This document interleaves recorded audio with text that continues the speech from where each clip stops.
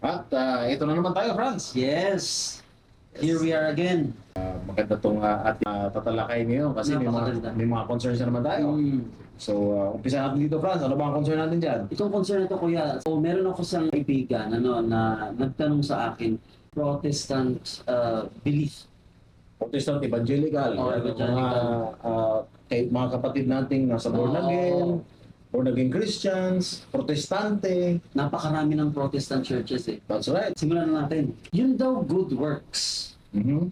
ay hindi nakakaligtas.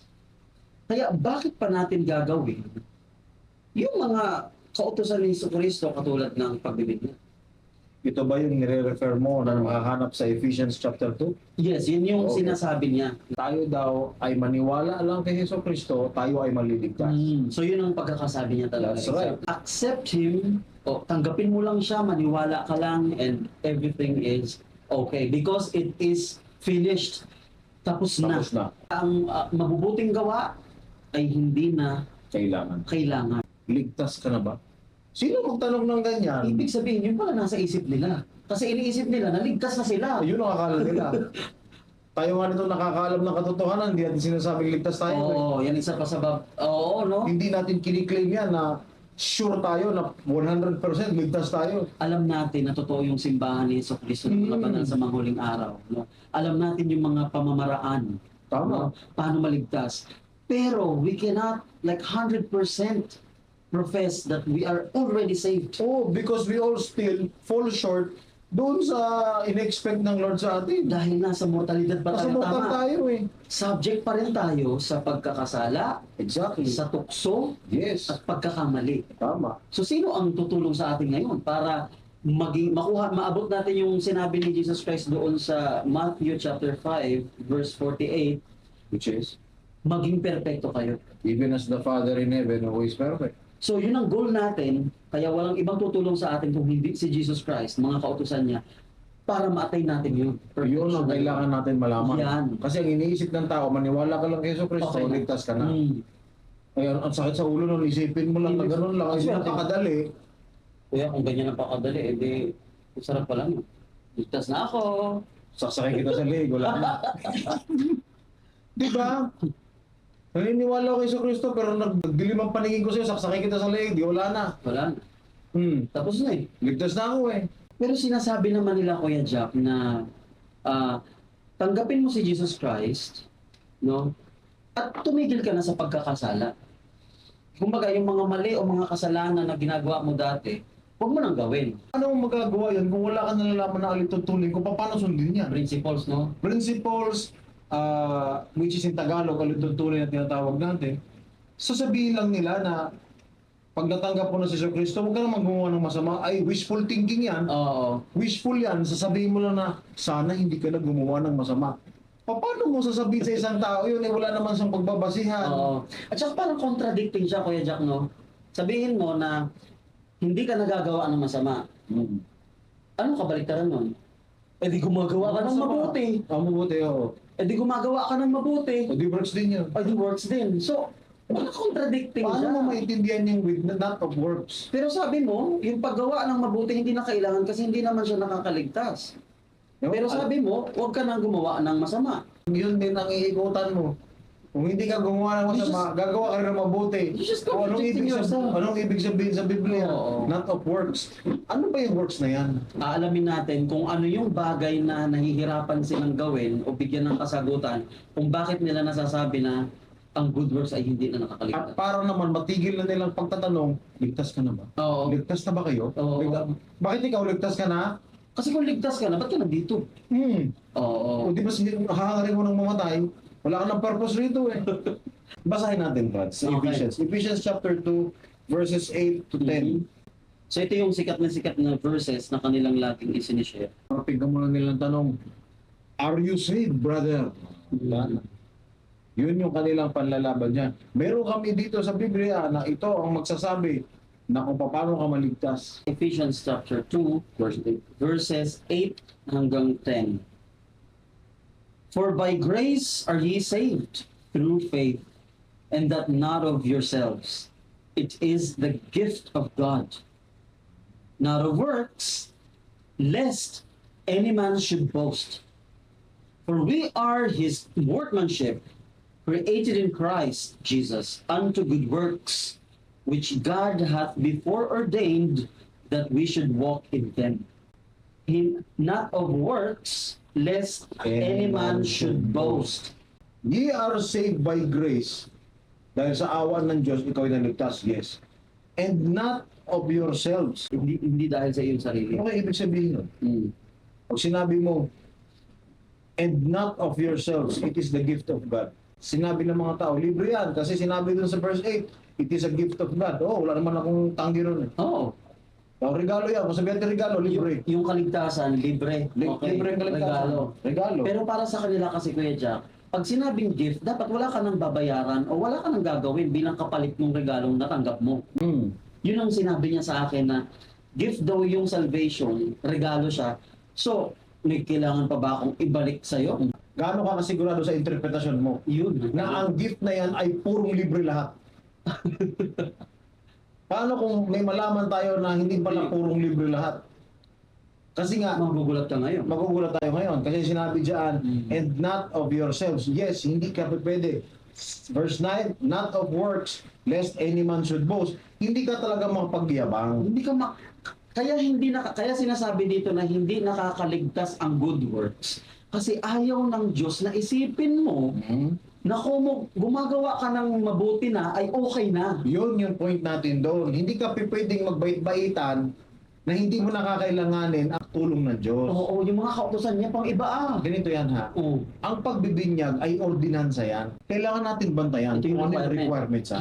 Kasi kapag sinabi natin, ginagamit natin ang iisang Biblia, pupunta ka doon sa Ephesians chapter 2, verse 8 and 9. Tatalong ka doon, magkakontradict yun sa John 3:5. It says here, Jesus answered, verily, verily, I say unto thee, except a man be born of water and of the Spirit, he cannot enter into the kingdom of God. Ayan. Franz, when you say except, it is, if you do not, you cannot. Except, maliban. Kung hindi mo gagawin ito, hindi mo makukuha ito. Exactly. Ganon. So ngayon, Ano yung requirement? kailangan mo mabinyagan sa tubig at sa Ang espiritu. Kaya hindi lang binyag ha, hindi lang sa tubig. Oo. Dalawa pa yung pinawaliwanag dyan. Ngayon, kung hindi nyo pa mapaliwanag kung bakit dalawa yan, lalo tayo malintikan lahat nito. Oo. Pag hindi natin naiintindihan yan. Bakit tayo malilintikan? Di tayo makakapasok sa kaharian ng Diyos. So malinaw sa atin, may kailangan tayong gawin. Yun pala ang malinaw doon. Oo. Kailangan natin maintindihan at malaman kung ano yung requirement na yan. Except a man, maliban na ang tao. Actually, mas malinaw pa nga ang John 3:5 kaysa doon sa Ephesians eh. Oo. At saka dun sa Mark chapter 16, nabanggit din yun na sino man ang maniwala at mabinyagan ay maliligtas. Ang sino man ang hindi maniwala Ay ay mapapahamak. mapapahamak. Alam mo yung argument nila doon. Last half nung verse ng chapter 16 ng Mark, Okay. ng verse 16 or 15, hindi naman daw nabanggit doon yung salitang baptism. Kaya hindi daw yung tungkol sa... Hindi daw yung tungkol sa baptism, so hindi siya importante. Oo, yung sinasabi ng Oo, Protestant oo. evangelical. Ay bumalik ka na lang doon sa first half ng sentence. Kung di man yan paulit-ulit na eh. Sasabihin lang dyan, kung sinong maniwala ay maliligtas. Oo. At kung sinong hindi maniwala ay mapapahamak. Huwag mo naman sabihin na kailangan pang ulitin yung pagbibinyag. Kasi sinabi doon eh, kung sino maniniwala at magpapabinyag ay maliligtas. Oo. Ibig sabihin, sinasabi na doon na kailangan Yung makuha ng dalawang tao. yun, oo. Kung maniniwala ka, mapabinyag ka. Oo. At kung hindi ka maniniwala, hindi ka naman magpapabinyag eh. Oh, hindi ko sigurado yun. Oo. Wala nang usap-usap. Pag hindi ka naniwala, hindi ka naman pwedeng, hindi ka naniwala tapos mabinyag ka. Hindi mo pwede yun. Binanggit dito, believeth and be baptized. Yes. Tapos yung kalahati sa huli, does not believe, Will be done. believe will be damned. Hindi na binanggit yung baptism. Bakit? Kasi automatic ibig Automatic sabihin yun. nun, hindi ka magpapabinyag kung hindi ka maniniwala. Tanong ko sa inyo, Oo. kung sino sa inyo hindi maniwala dito, magpabinyag ba kayo? Oh, yun. Tanong ko lang sa inyo eh, kung malaman niyo totoo itong simbahan namin, magpapabinyag ka ba? Oo. Eh kung hindi mo malaman, di huwag ka magpabinyag. Ayun, magpabinyag. Ganun Automatic lang. naman yun eh, ganun lang. Oo. So ibig sabihin, mahalaga pa rin ang pagbibinyag. Hindi ito just for saying to become a member or anything. Ito ay requirement, ordinansa na kailangan mong makamit para ikaw ay makapasok sa kaharian ng Diyos. Baptism by water and of the Spirit, dalawa yan. Tanungin mo na sarili mo ngayon. Nabinyagan naman na ako eh. Tanong ngayon, Nabinyagan ka ka sa ba ng Espiritu? Yun ang tanong natin ngayon.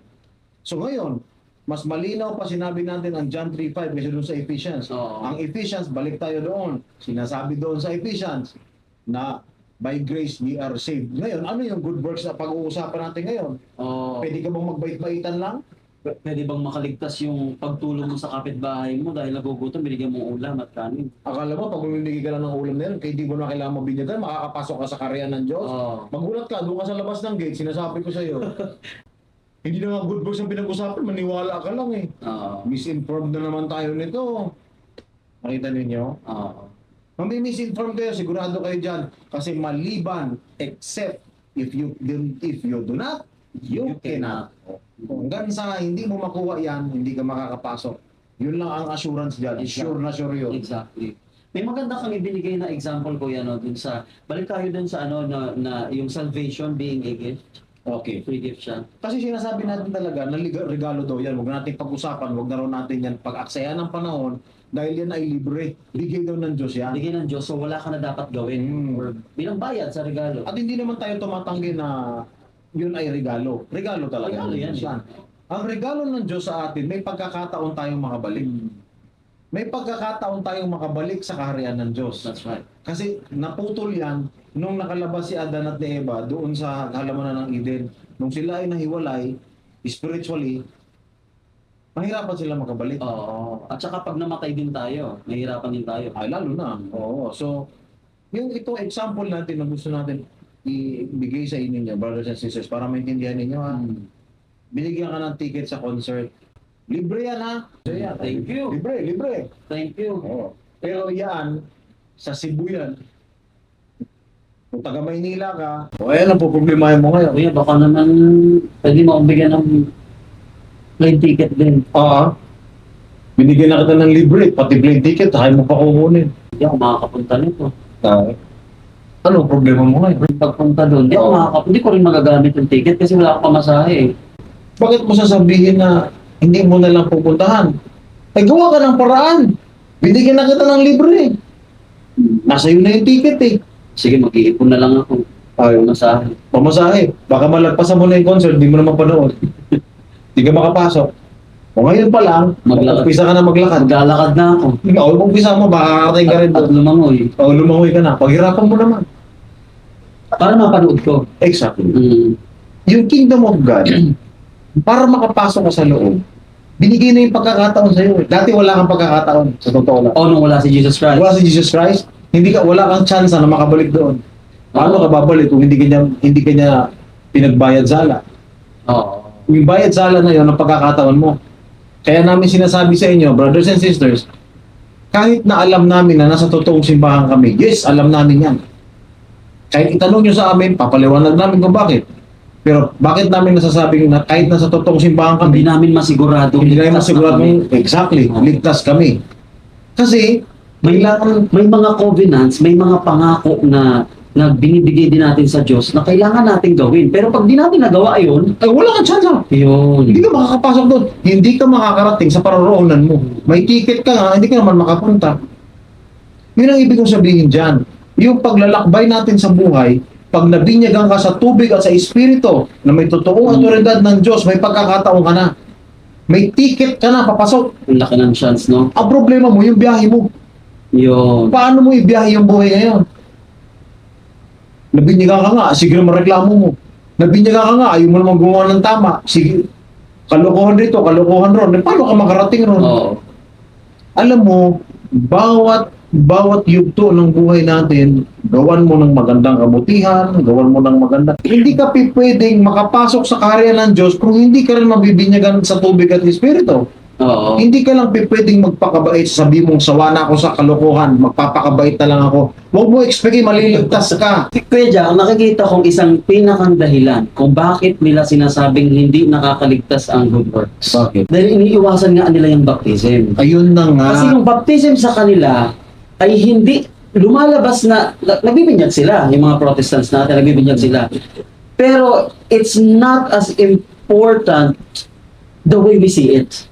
Hindi siya as essential. Tulad na naiintindihan natin. Oo. Dahil yung baptism para sa kanila ay isang public declaration lamang na nagpapakita na ikaw ay handang sumunod kay Jesus Christ.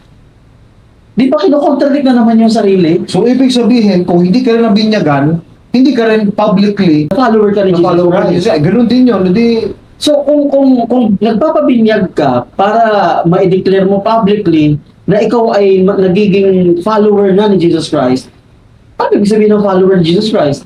Yung mga kautosan niya, susundin mo. Ay, di ba baptism kautosan niya? Aba, kinukontra nila sarili Nakakalit nila. ko talaga, oo. Grabe. Masyado yung kinukontra sarili ninyo. Kasi tinan yan.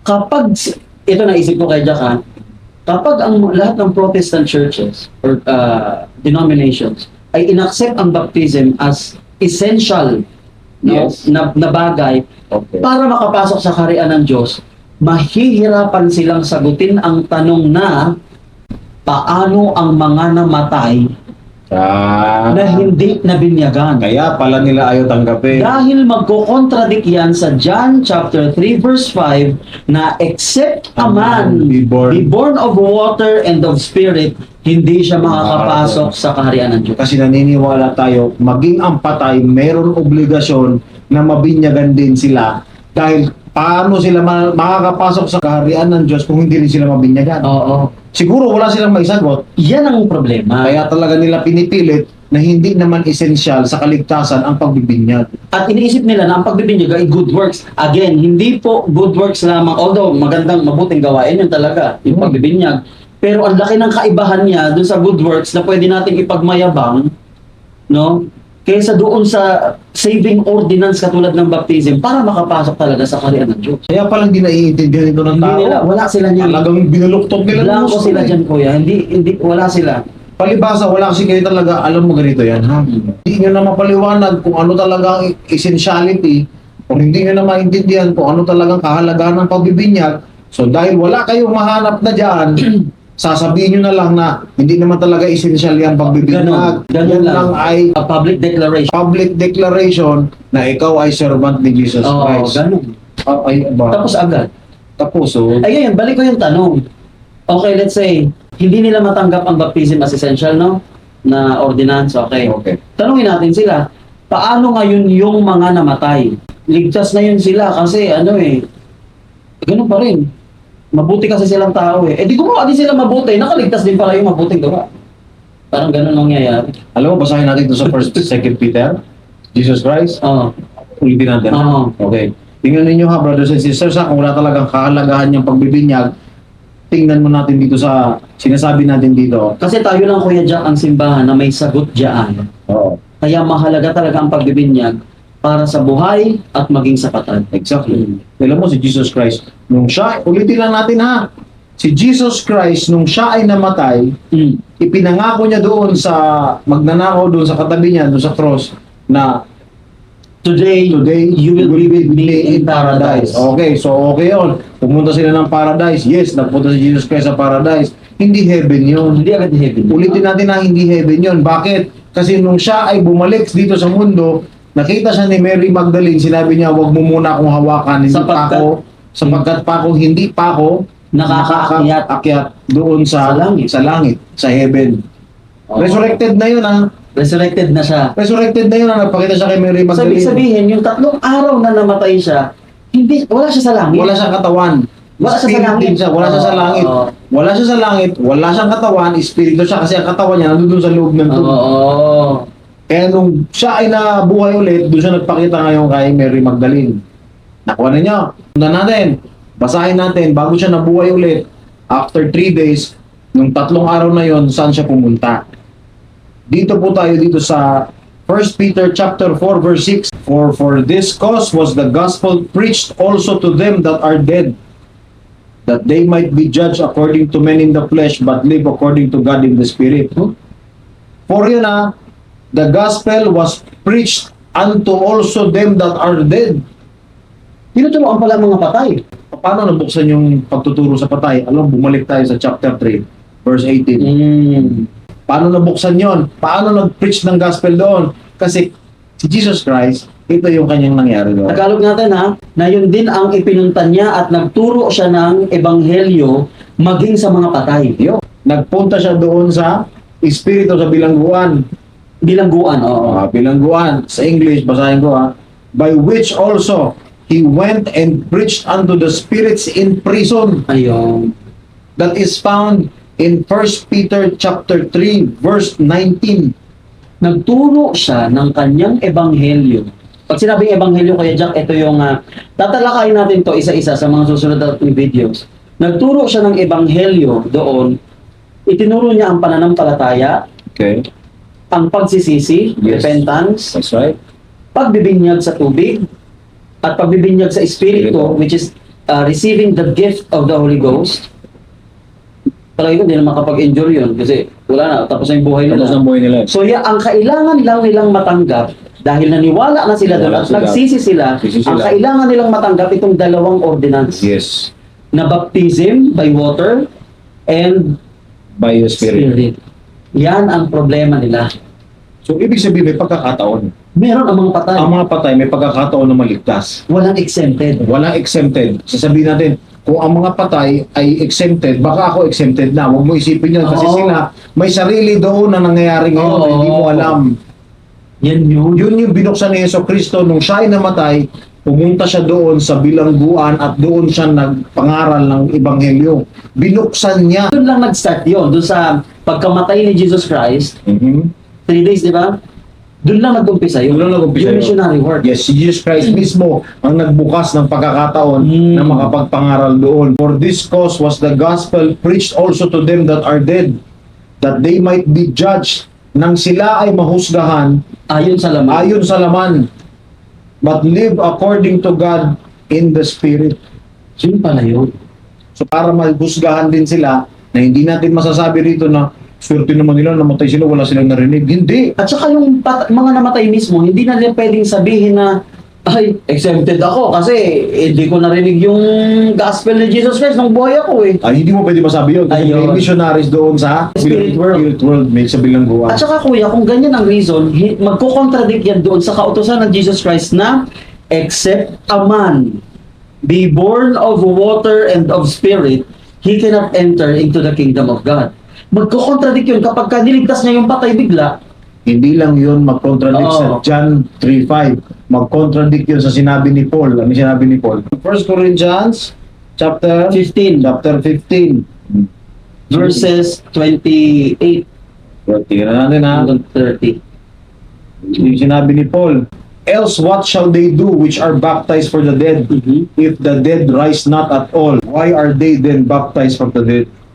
Kasi parang may mga taong tatanong dito, bakit pa ka nagbibinyag ng mga patay? Para saan? Patay na sila. Ang sagot ni Paul, bakit baga naman kami magbibinyag ng mga patay kung alam namin hindi na sila mabubuhay ulit? Pero may nalalaman si Paul na mabubuhay sila ulit. Kasi alam ni Paul na mabubuhay ulit ang mga patay, kaya sila nagbibinyag para sa mga patay. Alam mo itong mga Oo. taong ito nagpapaliwanag nito, hindi siguro nagbabasa ng Biblia. Nakita niyo, puro lang Biblia ang ginamit natin, no? Ang Biblia mismo ang sumagot. 1 Corinthians chapter Oo. 15, na nabubuhay pa ang mga patay. Binibinyagan ni na Paul. O, di ba, nag-quote din tayo sa 1 Peter, na sinasabi doon sa chapter 4, verse 6, na yun ang dahilan kung bakit ipinapangaral sa kanila. Oo. Dahil huhusgahan din sila ayon sa Huhusgahan laman. ang mga patay ayon sa laman. At hindi lang yon. Balik tayo sa chapter 3, verse 18 to 19. Si Jesus Christ din, mismo ang Biblia ang sumagot, si Jesus Christ bumisita doon sa bilangguan para ipangaral ang Ebanghelyo. Oo. Hindi nyo ba nababasa yan? O hindi nyo lang talaga pinapansin? At hindi yan. Sobrang halaga, kuya. Kasi tingnan mo, ituloy natin sa sa chapter sa verse 32, sinabi din Paul, no? Okay. Sinabi ni Pablo, or 31 and 32, I protest by your rejoicing which I have in Christ Jesus, our Lord. I die daily. 32, if after the manner of men I have fought with beasts at Ephesus, what advantage it me, if the dead rise not? Let us eat and drink, for tomorrow we die. So, ibig sabihin, dahil sa dahilang ito, kung yung halaga ng dahilang ito, ayun ang ikapapahamak ko yun eh. Exactly.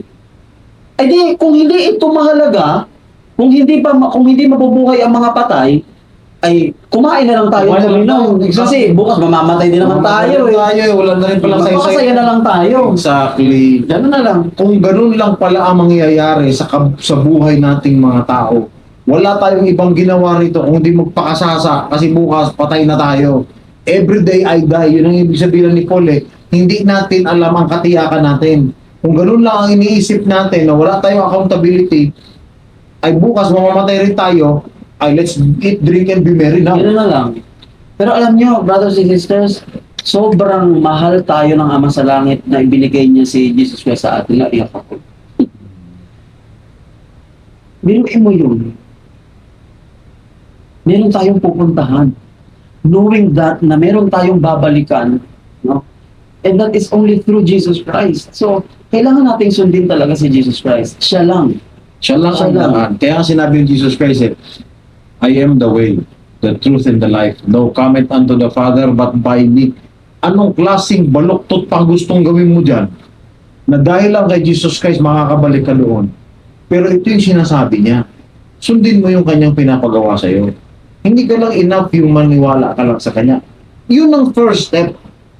Yung sinabi ninyo, maniwala ka kay Kristo, maligtas First step ka. yun eh. First step yun eh. First principle. Hindi natin yan isinasantabi. Tama yung sinasabi ninyo. Tama yan. Pero huwag ninyong ituloy-tuloy na wala na tayong gagawin para maligtas. Mayroon.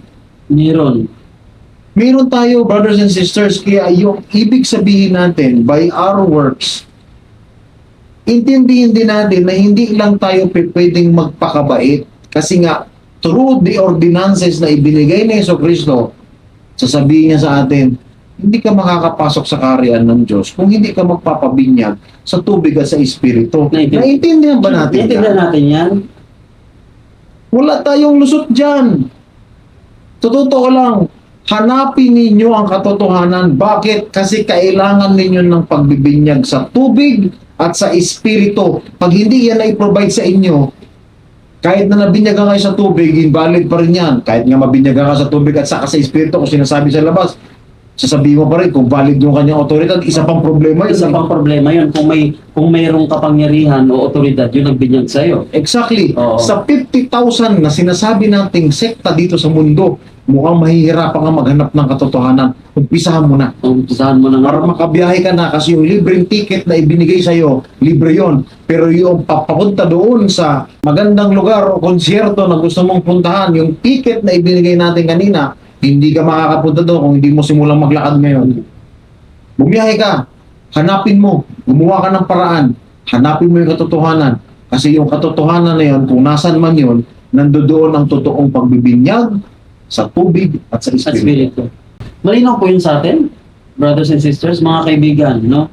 Na yung pong hindi nakakaligtas ang good works. Hindi mo pwedeng isipin yan na ganyan lang.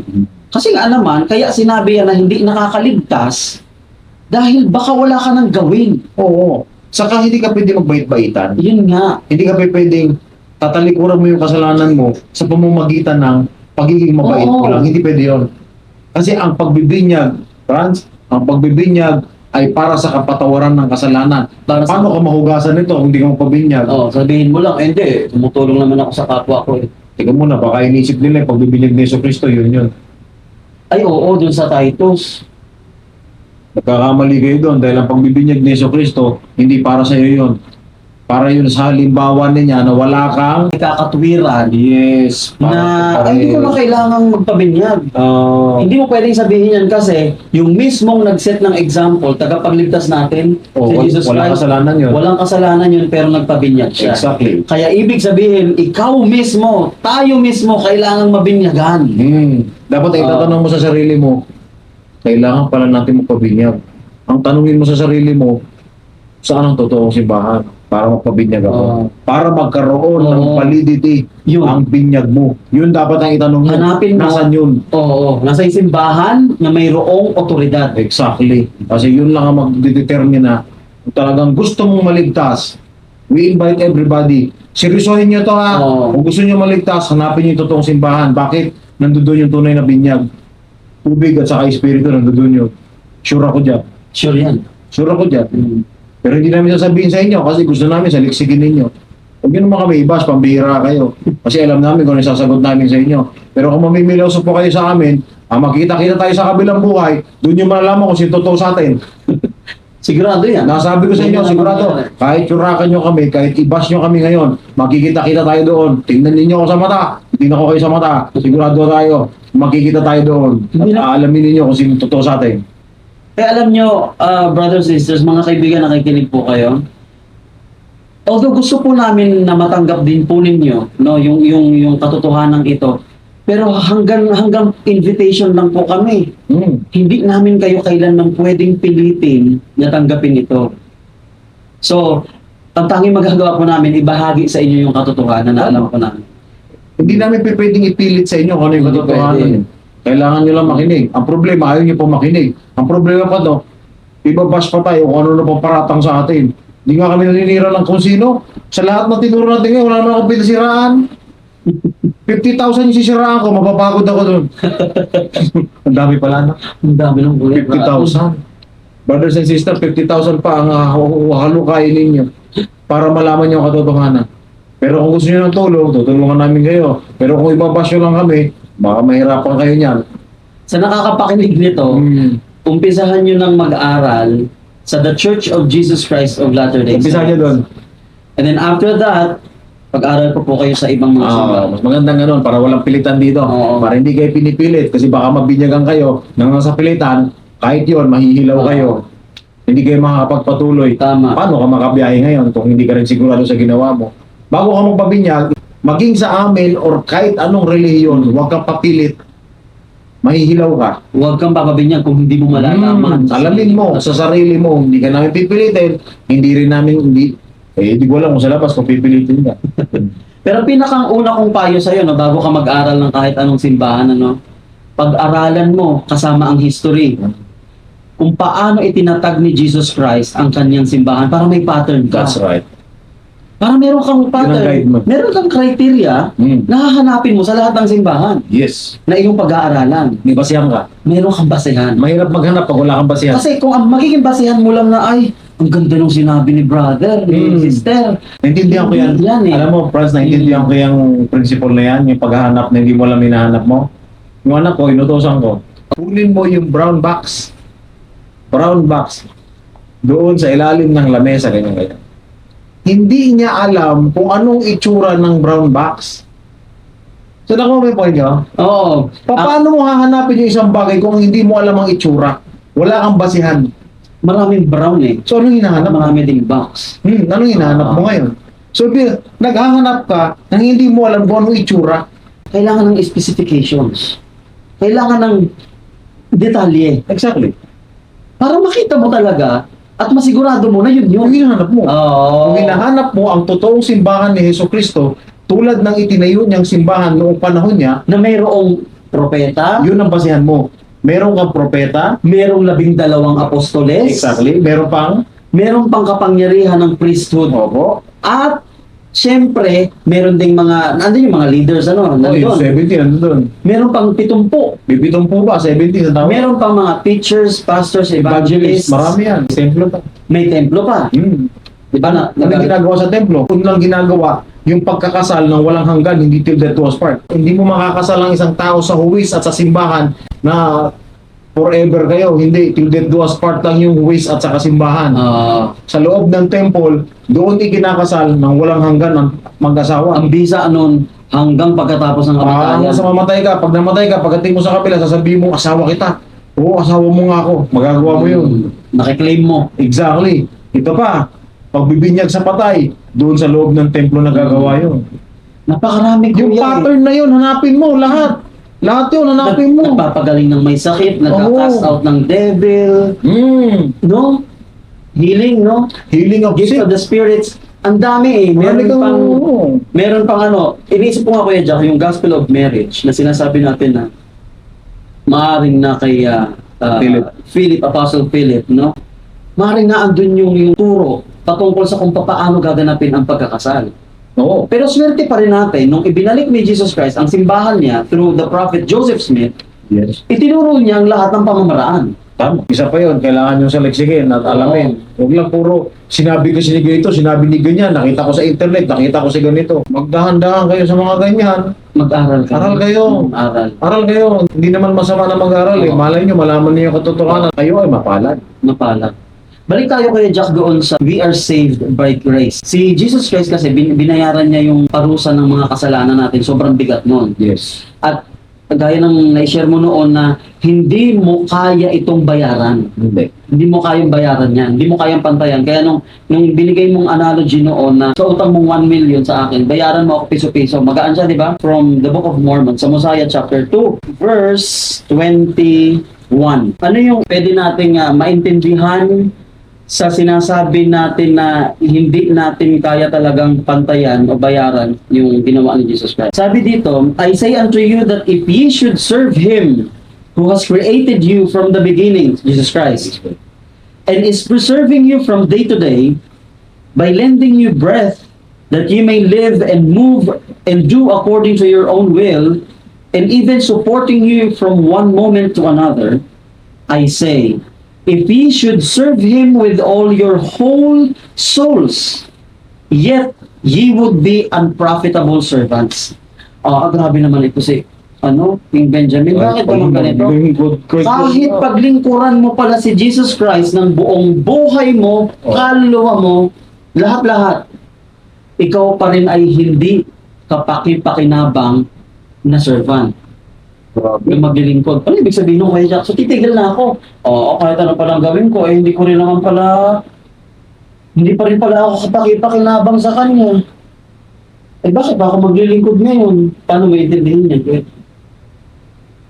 Babalik tayo dun sa Ephesians. Hindi mo talaga mapagmamalaki ang good works mo lang. Ayun. Yun ang naiintindihan ko dyan. Ibig sabihin, Sa Book of Mormon sa Book of Mormon na namin galing yan ha. Na ito ay sinabi niya na kahit pinaglingkuran mo ang Diyos ng buong puso mo dahil siya ang nagawa sa iyo at pinreserve ka niya araw-araw, nagpapasalamat ka, praise be Lord God. Ganun Oo, gumagano eh. praise, ganun ka eh. So hindi ko minamak yung iba ha, pero ganoon na lang ang itsura nila. May paluhod sila na ganoon sila. Oo. Sabihin nila na we praise you God, we love you. We love you. O ganun yun. Lahat, kahit nagsaserve sila, tulong sila, or ano. Even sa Book of Mormon namin ang galing na, you will be still unprofitable servant. Lahat tayo yan, kuya. Hindi pa rin tayo kapaki-pakinabang na servant ni Jesus Christ. Bakit? Kasi hindi natin talaga mababayaran yung ginawa niya Exactly. sa atin. Hindi natin Hindi mo mababayaran. matutumbasan yan at hindi mo pwedeng ipagmalaki na kaya mong tumbasan yan. Na you can do it on your own, hindi pwede. Kaya ano lang yung bayad na hiningi ni Jesus Christ? Sundin mo ang mga kautusan niya. Exactly. Yung pagtitiis na ng kawakas. Yun lang. Yung gagawin natin. Magtiis ka na. Itiisin mo yung hirap ng buhay, yung mga temptations, Oo. pagwagian mo.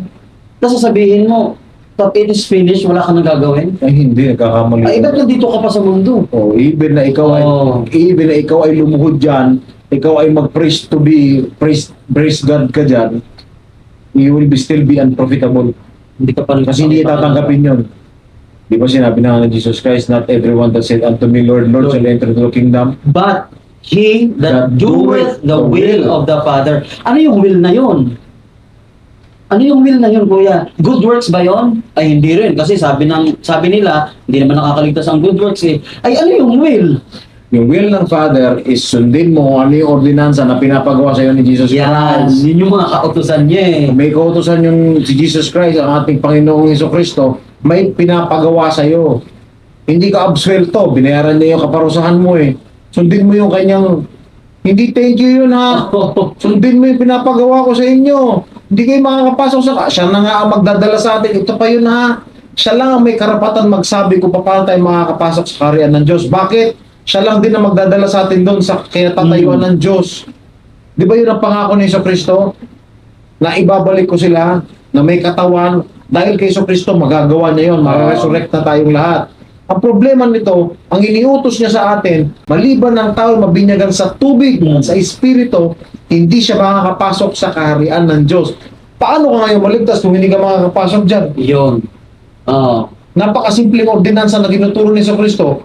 Hanapin mo kung saan ang totoong pagbibinyag. At saka kuya, pag sinabi pati keep my commandments, sinabi ni Jesus Christ, commandments, lahat ng mga kautusan niya. Ang dami niya. Hindi ka pwedeng mamili. Oo. Hindi mo na pwedeng alamin isang bagsakan eh. O, unti-unti mong malaman. At saka, Kuya Jack, inisip ko din na si Heavenly Father, yung Ama natin, hustisya ang kailangan niya eh. Oo. Hindi siya basta pwedeng maawa at iligtas niya yung makasalanan. Tapos yung makasalanan na yun walang gagawin. Hustisya ang kailangan niya. Yun ang hinihintay niya ngayon, hustisya. Oo. Kasi yung awa na yan, pinadala niya na si Jesucristo eh. For God so loved the world. Yan. John, That He gave, John 3:16. John 3:16.